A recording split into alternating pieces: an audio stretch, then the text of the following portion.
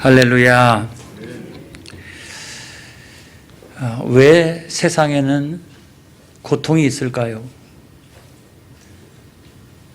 여러 가지 고통이 왜 세상에 있을까요? 이건 아주 근본적인 질문입니다. 신학적으로 보면 원죄 때문이죠. 그래서 남자들은 수고하는 고통이 찾아오고 여자들에게는 해산하는 고통이 찾아오고 모든 사람은 한 사람도 빠짐이 없이 사망의 고통이 찾아옵니다. 때때로 현재의 죄나 자범죄 때문에 고통이 찾아오기도 합니다. 어떤 사람은 성실하게 살고 또 도덕적으로 윤리적으로 살았는데도 고통이 찾아옵니다. 어떤 사람은 신앙적으로 온전하기 위해서 끊임없이 몸부림치는데도 고통이 찾아옵니다. 이런 경우에 절대로 자책하지 않기를 바랍니다. 이거는 다 원죄 때문입니다. 우리가 그와 같은 고통 앞에서 분명히 믿어야 될 사실이 있는데 그건 뭐냐? 하나님은 사랑이시다. 하나님은 사랑이십니다. 그런 사랑의 하나님이 고통을 허락했다라고 하면 거기에 뭔가 이유가 있지 않을까 싶습니다. 단순히 무슨 죄에 대한 형벌일까? 고통이 단순히 죄에 대한 형벌이라면 역사는 창세기로 끝났을 것 같아요. 그냥 모든 사람들한테 그 죄로 지옥 형벌을 내리시면 되지. 그 이후로도 계속 자자손손이 이어지고 한 사람의 인생 가운데서도 이 고통이 끝나질 않습니다. 고통이 없는 사람은 단 한 사람도 없어요. 평생 살아나가면서 우리는 고통을 동행하면서 살아가게 됩니다. 그걸 우리가 생각해 보면 하나님께서 고통을 허락하신 이유가 있겠다 이런 생각이 들어요. 멀리 찾아볼 것도 없고 제 자신도 그런 고통이 연거푸 찾아오게 되면 저는 아마 집중적으로 기도할 거예요. 어떤 사람은 새벽 기도회를 다시 나오기 시작합니다. 그리고 또 어떤 사람은 다시 예배에 열심을 내기 시작을 합니다. 이게 다 뭐냐? 여러분, 고통 가운데서 하나님을 더욱더 의지하게 되는 거죠. 하나님 의지하다 보니까 우리 마음속에 있었던 교만한 마음이 점점 사라지기 시작하고 내 마음속에 겸손한 마음이 들기 시작합니다. 그리고 이전에는 이거 다 환경 때문이야, 이거 다 다른 사람 때문이야 그렇게 생각을 했는데 어느 순간에는 나에게 잘못이 있구나 하는 생각이 들고 계속 그럼에도 불구하고 기도해 나가다 보면은 정말 가슴 아프게 회개하는 그런 순간이 우리에게 찾아옵니다. 그걸 우리가 생각해 보면 고통이란 그것이 절대로 즐거운 것이 아니지만 때때로 좋은 신앙을 갖게 하는 좋은 계기가 되어질 수도 있다는 거예요. 단순한 형벌이 아니라고 하는 거예요. 그래서 우리는 하나님 앞에 기도합니다. 하나님 아버지, 고통이 없게 하여 주옵소서. 그래서 몇 달 갑니다. 때로는 몇 년 갑니다. 그리고 난 다음에는 전혀 우리가 생각하지 못했던 새로운 유형의 고통이 우리에게 찾아옵니다. 내가 살아가는 날 동안에 떠나갈 수가 없어요. 피할 수가 없어요. 그래서 우리는 기도를 바꿔야 된다고 생각합니다. 이 고통이 많은 세상 가운데서 하나님의 뜻을 발견하게 하여 주시옵소서. 그 고통 가운데서 내가 더욱더 하나님의 온전한 사람이 되게 하여 주시옵소서. 우리가 기도를 바꿔야 되는 거예요. 여러분, 어떤 우화가 있습니다. 그 우화라고 하는 것은 아무튼 어떤 우리에게 교훈을 주는 거죠. 어느 부잣집에 그 쥐를 잘 잡는 고양이가 있었습니다. 이 고양이 때문에 그 집에 살고 있는 쥐들은 그냥 늘 노심초사해요. 긴장을 늦추지 못하고 살아갑니다. 그 집이 부잣집이니까 음식이 얼마나 많아요. 마음껏 음식을 먹을 수도 있는데 또 그걸 막 이렇게 헤쳐놓을 수도 있는데 그걸 못 하잖아요. 그리고 이가 가려우면 가구를 막 갉아 먹을 수도 있고, 그 다음에 구멍을 뚫을 수도 있고, 또 친구들하고 막 천장을 달리기를 할 수도 있고, 거실에도 놓을 수도 있는데, 그 고양이가 늘 지키고 있기 때문에 꼼짝도 못하고 유일하게 하는 것은 번식을 해가지고 생명을 유지하는 것 정도였어요. 그런데 어느 날 그 집에서 키우던 개가 고양이를 물어가지고 죽였습니다. 그러니까 뭐 쥐들 세계에서는 난리가 났죠. 기뻐하며 즐거워하며 감사하며 모여가지고 막 춤을 추며 이랬어요. 그랬더니 한 늙은 쥐가 야, 이제 우리는 망하게 되었다. 우리는 멸망하게 되었다. 그렇게 얘기했어요. 이해를 못했던 나머지 쥐들이 질문을 했습니다. 그랬더니 그 늙은 쥐가 뭐라고 얘기하냐면 우리는 원래가 탐욕스러운 동물이야. 저 고양이가 있어서 그나마 우리는 절제하고 살았던 거야. 저 고양이 때문에 우리는 음식을 마음대로 이렇게 헤집어 놓지 못했고 또 구멍을 마음대로 뚫지 못했고 또 가구를 갉아먹고 하지 못했고 마음대로 뛰어다니지 못했어. 그래서 우리가 살 수 있었는데 저 고양이가 죽었기 때문에 이제는 우리는 멸망했다. 우린 죽었다. 이러면서 자기 식구들을 데리고 집을 떠나가게 됩니다. 이와 같은 늙은 쥐의 경고가 있었음에도 불구하고 나머지 쥐들은 막 좋아가지고 아까 얘기했다시피 막 온 집안을 엉망으로 만들어 놓기 시작했습니다. 그랬던 어느 날 주인이 더 이상 못 참겠다 해서 구멍마다 연기를 피우기 시작하고 하인들을 다 총동원해가지고 뜨거운 물을 팔팔 끓여가지고 그 구멍에다 다 집어넣기 시작했습니다. 그리고 그 고양이들 가운데 쥐를 잘 잡기로 소문난 특수부대 출신의 고양이들을 그 앞에 다 배치를 해가지고 튀어나오는 모든 쥐들을 잡아가지고 다 죽였어요. 그리고 나중에 어떻게 됐느냐? 그 집안에 있는 모든 쥐들은 다 죽고요. 멀리 떠나갔던 늙은 쥐와 그의 식구들만 살아남게 되었다라고 하는 이야기입니다. 이 우화가 우리들에게 교훈하고 있는 바가 뭐냐? 때때로는 고통이 우리들에게 좋은 기회가 되어질 수도 있다는 말이에요. 그와 같은 것을 단적으로 설명해 주고 있는 것이 저는 오늘 본문이라고 생각합니다. 이 므낫세 왕 이야기잖아요. 그는 14대 남유다의 왕이었어요. 그리고 12살에 왕위에 올랐습니다. 그리고 무려 55년 동안 통치했어요. 얼마나 긴 기간입니까? 절대적인 권력을 가지고 무려 55년을 통치했어요. 이 나라를 신정국가로 얼마든지 만들어 갈 수 있는 그런 충분한 시간을 그는 가지고 있었습니다. 그리고 더군다나 그의 아버지는 누구예요? 아주 유명한 히스기야잖아요. 남유다에 한 20명 정도 되는 왕들이 있는데요. 그 가운데서 하나님 보시기에 여호와 보시기에 정직한 왕들은 한 8명쯤 됩니다. 그 왕들 가운데서도 하나님 보시기에 정직하였고 그의 행실이 다윗의 길로 갔던 왕은 딱 3명밖에 없어요. 여호사밧, 히스기야, 요시야. 그 3대 성군 가운데 한 사람이에요. 그런 사람이 자기 아버지였어요.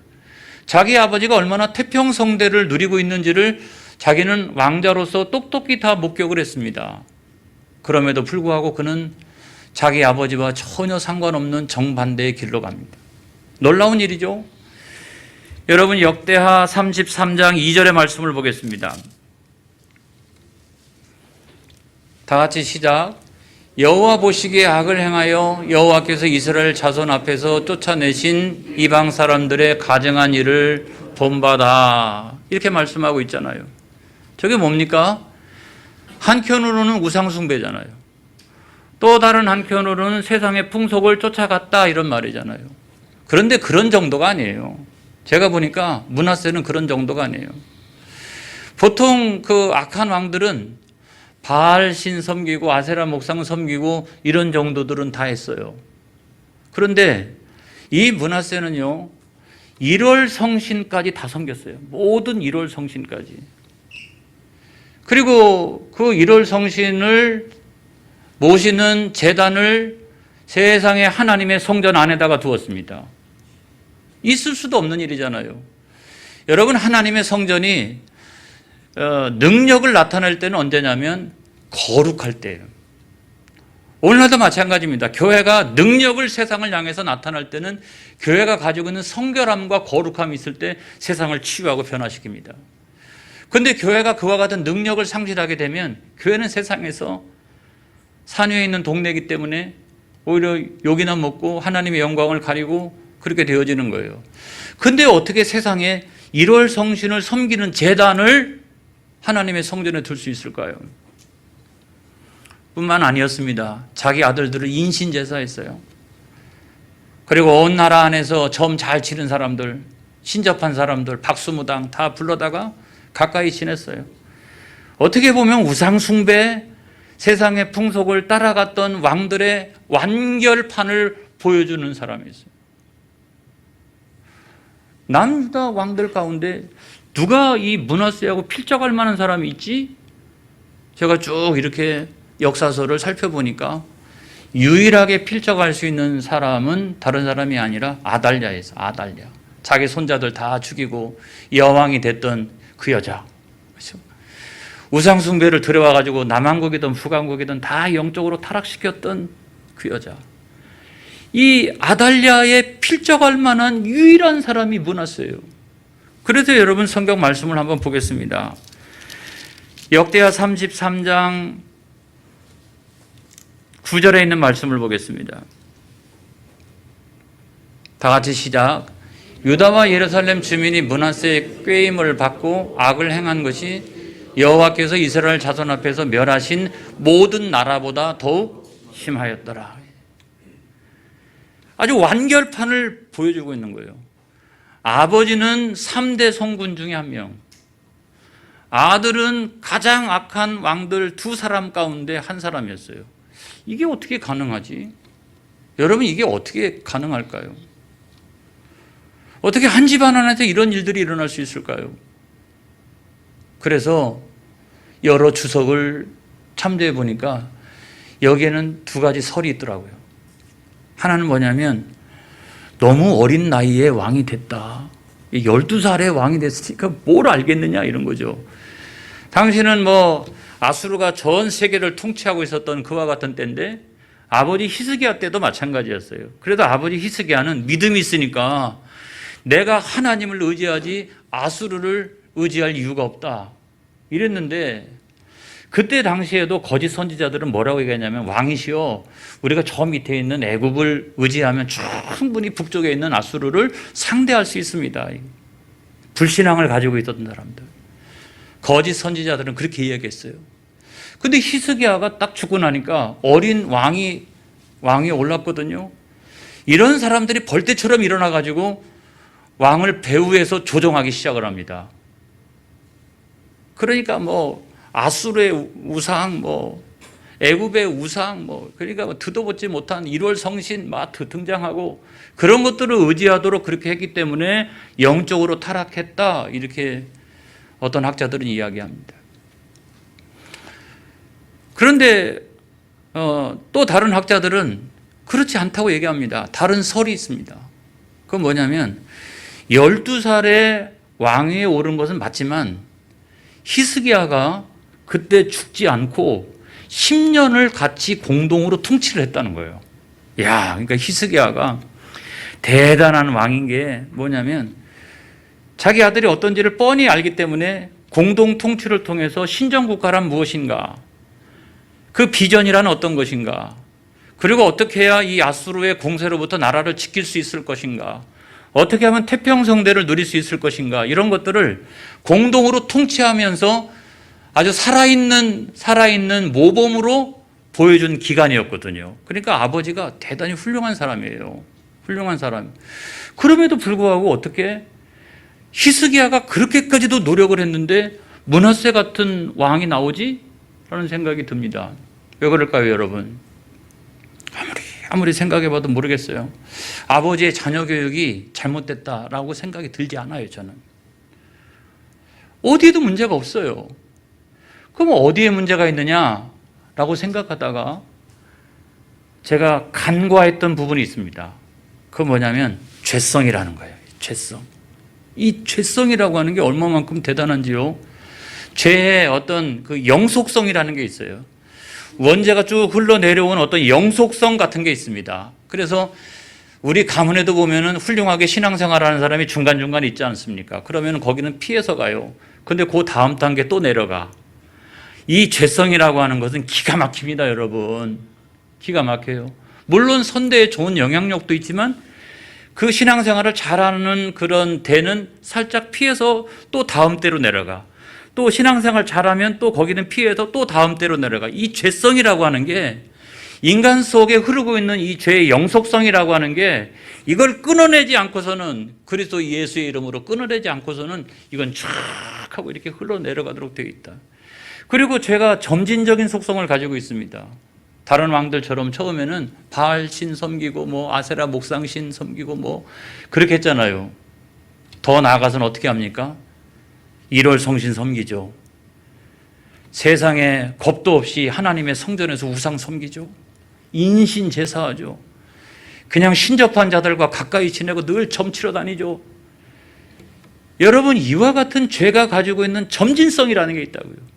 우리가 사단에게 한 번 양보를 하면 사단은요 그 길로 한 번 와가요. 야, 이게 문이 열리네, 이게 문이 열려 이게. 그러면 또 한 번 와봅니다. 그리고 몇 번 와봅니다. 그러다 보면 나중에 거기 길이 나요. 이렇게 길이 이렇게 쫙쫙 길이 나. 그리고 들어와서 또아리를 틀고 앉아 있습니다, 여러분. 그리고 역사하기 시작합니다. 이게 죄가 가지고 있는 영속성이에요. 그 다음에 죄가 갖고 있는 무서운 영향력이라고 하는 것은 어떤 거냐면 그러다 보면 점점 하나님 말씀이 안 들려. 놀라운 일이죠. 하나님 말씀이 안 들려요. 10절의 말씀 보겠습니다. 여호와께서 므낫세와 그의 백성에게 이르셨으나 그들이 듣지 아니함으로 그랬잖아요. 하나님께서 므낫세에게 선지자들을 보내가지고 다른 열왕기서나 이런 데 보게 되면 계속해서 너 그러면 안 된다, 너 그러면 큰일 나. 그래서 계속해서 이르셨으나 듣지 아니하고, 세상에 하나님의 선지자가 이야기하는데도 듣지 아니하고. 왜 그랬을까요? 그것이 죄가 가지고 있는 강력한 영향력이라는 거예요. 나중에는 하나님 말씀이 정상적으로 들려오는데 여러분 그 들려오는 길이 다 막혀버리는 거예요. 이것이 죄가 가지고 있는 힘이요, 죄가 가지고 있는 능력이라는 거예요. 이거를 절대로 우리 인간은 간과해서는 안 되는 것입니다. 그래서 아버지는 훌륭한 사람이었지만 죄가 자녀를 무너뜨리는 거예요. 이게 가능해요, 여러분. 그래서 신앙생활이라고 하는 건 뭐냐? 하나님과 나 사이의 1대1의 관계인 거예요, 여러분. 부모가 신앙생활 잘했다고 해서 자녀가 꼭 잘할 수 있는 건 아니에요. 부모가 신앙생활을 잘 못했다고 그래가지고 자녀가 또 잘 못할 수 있는 것도 아니에요. 신앙생활이란 하나님과의 1대1의 관계라고 하는 거예요. 1대1의 관계.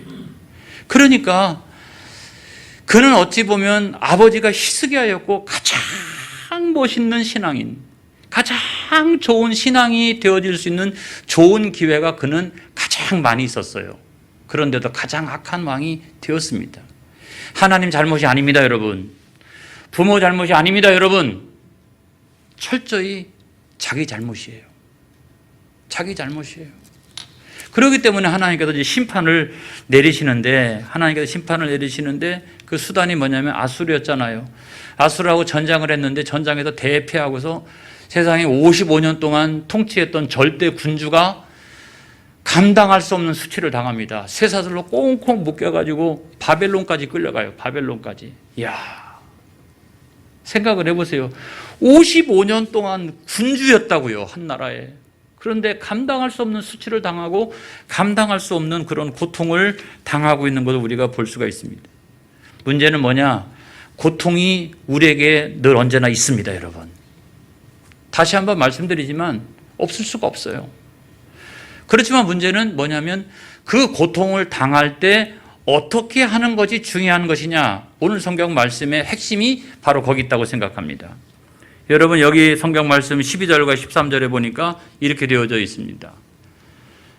다 같이 시작.